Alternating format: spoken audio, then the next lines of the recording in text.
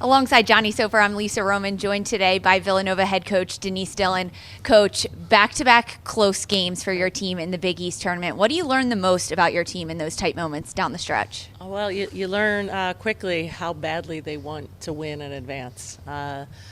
This team all season has just had this drive and determination and showing it here down the stretch.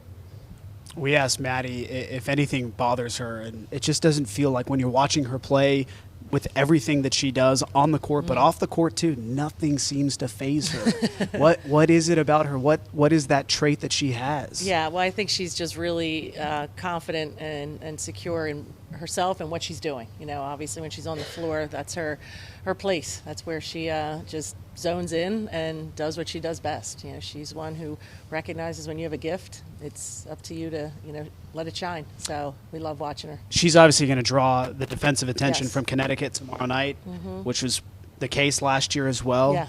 How do you think things are going to be different this year? What do you think the challenge is for you to scheme something for her? Yeah, well, I think it has to be, we talked about it today, today's game, about everyone being a threat, everyone being an option. But I felt we got out of sorts with that, and Maddie was able to do a lot on her own. She recognizes that's not the case when you go against Connecticut, whether it's the one-on-one coverage or the double. So just making sure all of our players know I got to put them in a better position so they're aware of where some shots may come and just continue to move the basketball. But it will come down, for us always, the defensive end, because if you let Connecticut, they're so good in all spots, get comfortable, make for a long night.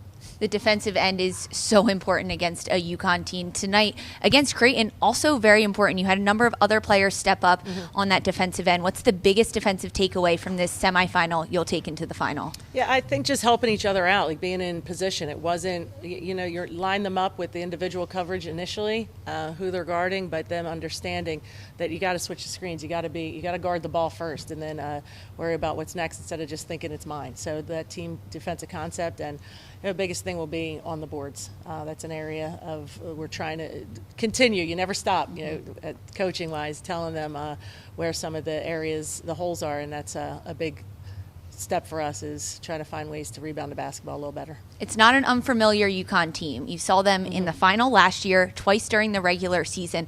What stands out to you the most about this UConn offense? Well, all their players are a threat on the floor. They're all contributing different ways.